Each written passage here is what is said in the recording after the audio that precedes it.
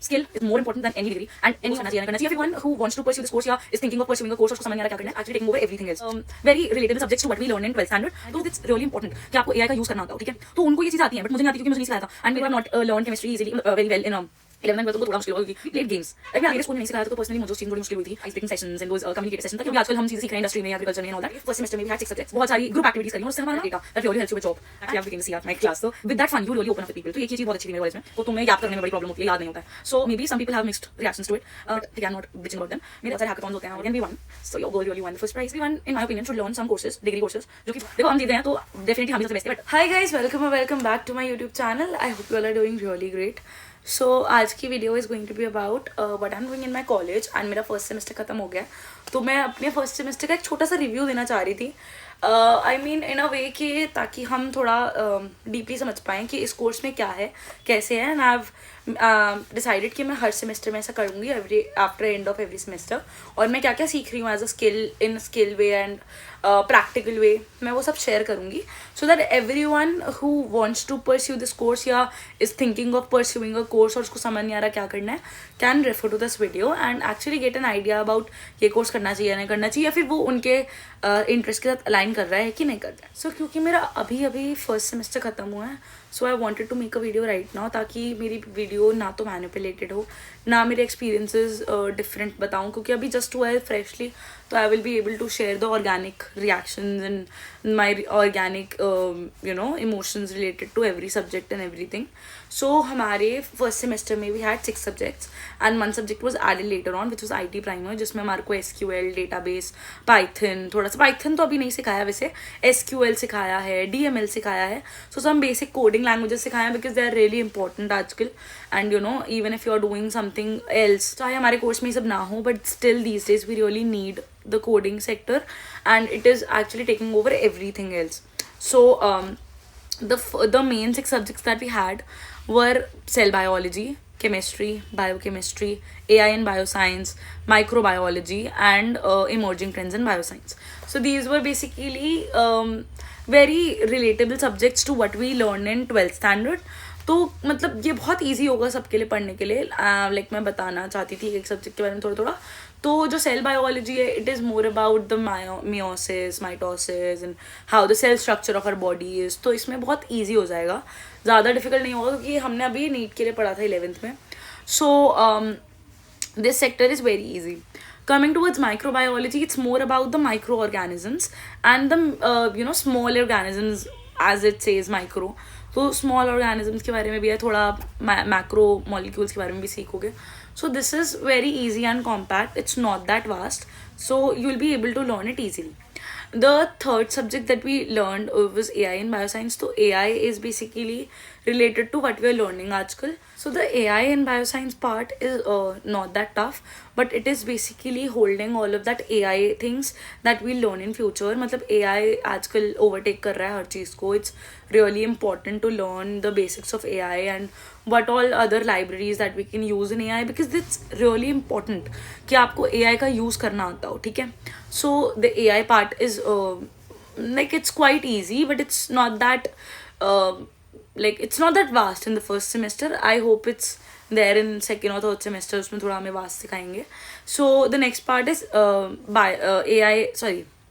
the next part is emerging trends in bioscience so emerging trends in bioscience is basically as the word suggests emerging trends जो भी आजकल हम चीज़ें सीख रहे हैं इंडस्ट्री में एग्रीकल्चर में एंड ऑल दैट तो हम वो काफ़ी बेसिक से सीखते हैं उसमें एंड बहुत ज़्यादा वास्ट नहीं है but it really gives you an insight क्योंकि इस सब्जेक्ट में भी really need insights of all the other subjects ऐसा स्पेसिफिक एक किसी सब्जेक्ट के ऊपर नहीं चाहिए हमें बट हमें लर्न ज़्यादा से ज़्यादा हो सकता है हम ज़्यादा से ज़्यादा याद कर सकें और ज़्यादा से ज़्यादा हम समझ सकें so that is it the next subject that we can talk about is chemistry में यार थोड़ा for the people who have not learned chemistry easily very well in 11th and 12th उनको थोड़ा मुश्किल होगा क्योंकि वो पार्ट थोड़ा मुश्किल आता है एंड सेम विद बायोकेमिस्ट्री क्योंकि it is very interrelated but biochemistry is more about chemicals and compounds और केमिस्ट्री में तुम ये देखोगे कि थोड़ा सा you will be at ease in 1 or 2 units but हाँ थोड़ा biochemistry is tough as compare to chemistry but exam chemistry का ज़्यादा मुश्किल आएगा ये I will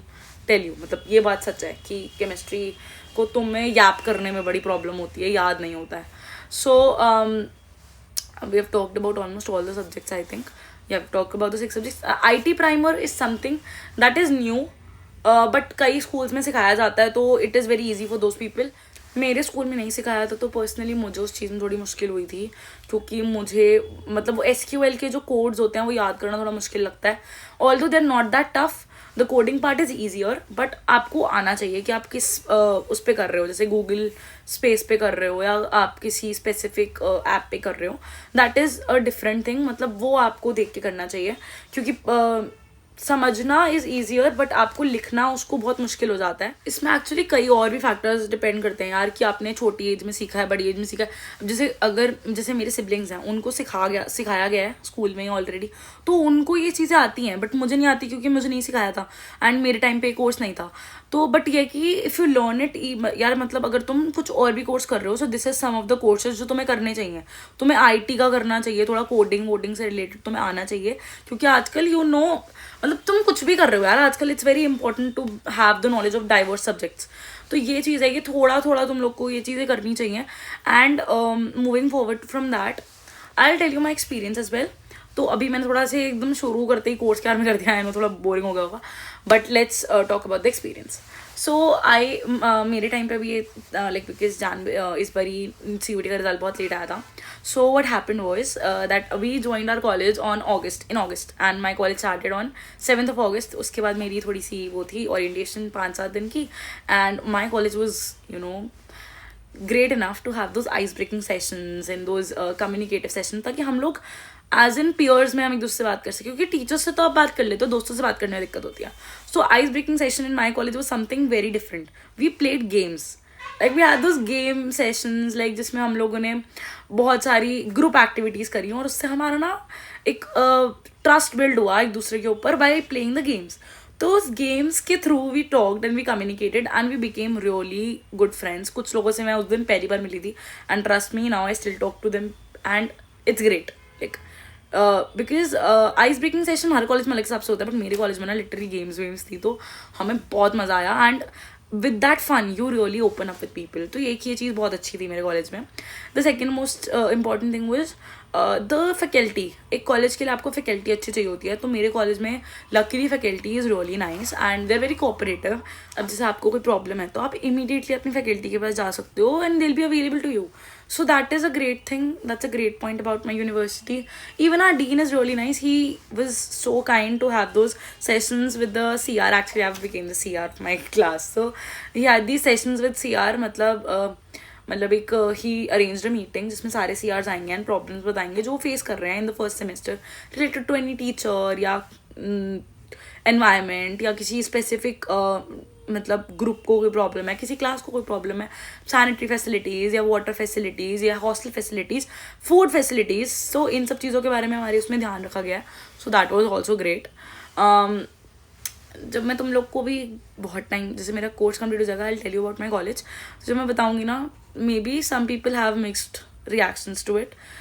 some people might like it, क्योंकि कई लोगों को पता है कि हर कॉलेज में किस हिसाब से रहता है, and maybe some people even say कि गंदा कॉलेज है. but I'll be honest, I personally am okay with the environment and teachers and the specifically the faculty. यार faculty is really nice. faculty nice होना ज़्यादा ज़रूरी है. दोस्त तो चलो फिर भी